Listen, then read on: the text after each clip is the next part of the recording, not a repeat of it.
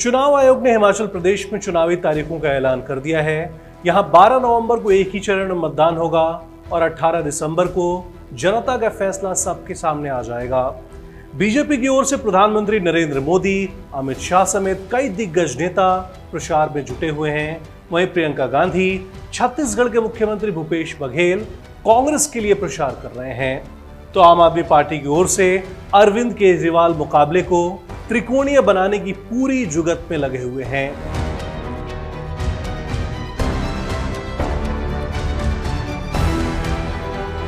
नमस्कार, मैं हूं आरिस मतलूब, आप देख रहे हैं एडिटर जी। वैसे तो 4 धाम उत्तराखंड में है, लेकिन उसी के पड़ोसी हिमाचल को भी देवभूमि का तमगा मिला हुआ है, क्योंकि इस पहाड़ी राज्य के हर गांव कस्बे में कोई ना कोई देवता या फिर उनके मंदिर हैं।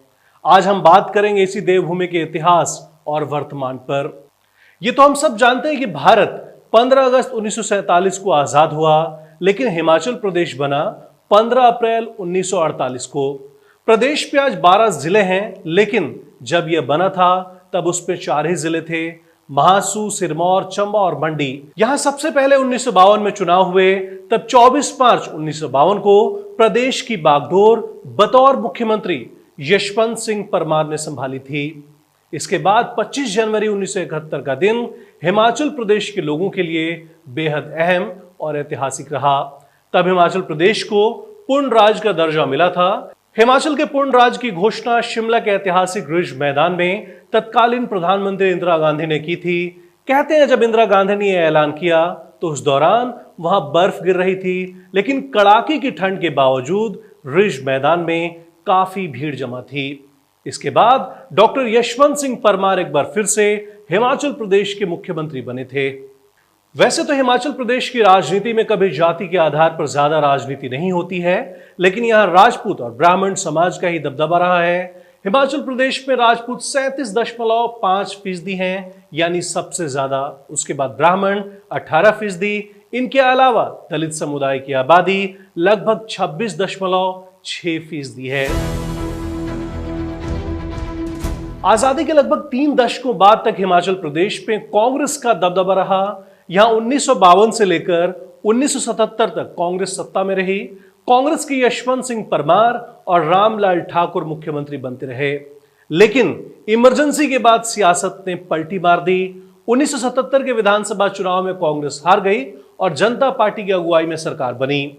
जनता पार्टी की सरकार में शांता कुमार मुख्यमंत्री बन गए। मालूम होगी ये पहली बार हुआ था जब हिमाचल प्रदेश में गैर कांग्रेस सरकार बनी थी।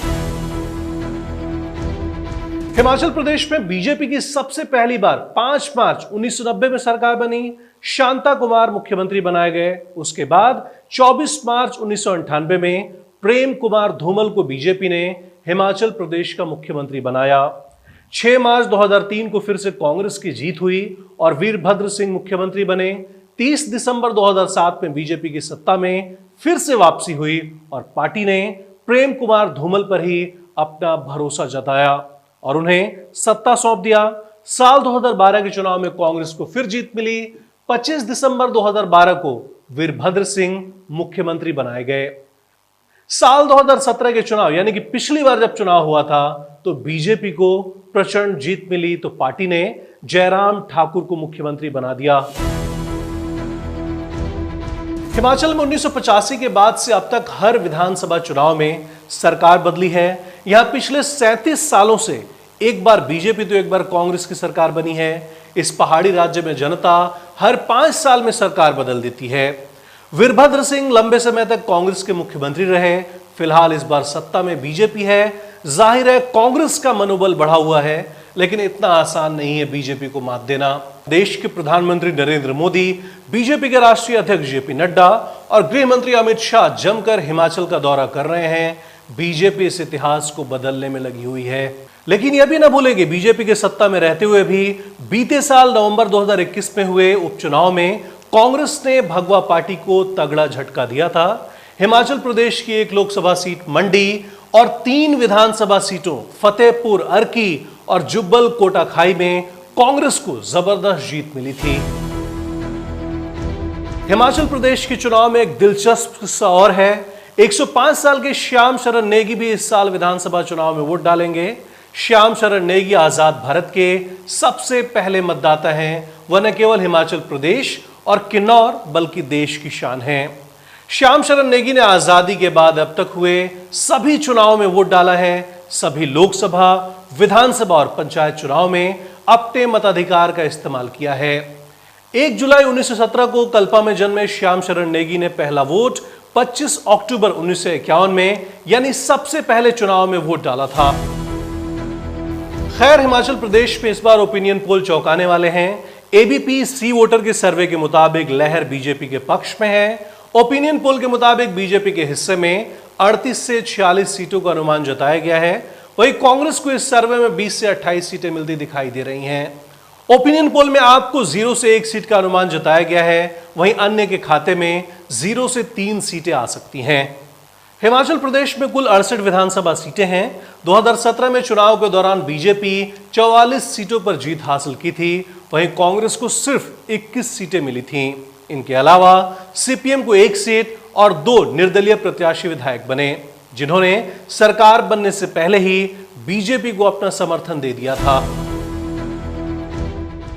अब सवाल है कि हिमाचल प्रदेश का अगला मुख्यमंत्री कौन हो सकता है। फिलहाल हिमाचल प्रदेश के मुख्यमंत्री जयराम ठाकुर बीजेपी से सीएम की रेस में सबसे आगे हैं। अगर इस विधानसभा चुनाव में भी बीजेपी को जीत मिलती है तो पार्टी कोई बड़ा उलटफेर नहीं करना चाहेगी। इनके अलावा केंद्रीय मंत्री अनुराग ठाकुर भी मुख्यमंत्री बनने का सपना देख रहे हैं। जब जब उनका हिमाचल दौरा होता है वो अपने पिता प्रेम कुमार धूमल की तरह अपनी ताकत दिखाने की कोशिश करते हैं। वहीं कांग्रेस की तरफ से पूर्व मुख्यमंत्री वीरभद्र सिंह की पत्नी प्रतिभा सिंह, मुकेश अग्निहोत्री, कौल सिंह ठाकुर, सुखविंद्र सिंह सुक्खू, रामलाल ठाकुर, आशा कुमारी सीएम की रेस में सबसे आगे हैं। हालांकि कांग्रेस पार्टी ने अब तक आधिकारिक तौर पर किसी भी नाम का ऐलान नहीं किया है। खैर, ये तो एक रिपोर्ट थी, कुछ तथ्य थे, लेकिन 12 नवंबर को हिमाचल की जनता फिर से वोट डालेगी और 8 दिसंबर को एक नई सरकार के लिए नतीजे आएंगे। यहां की जनता क्या चाहती है, क्या सोचती है, उस समय सब कुछ साफ हो जाएगा। धन्यवाद।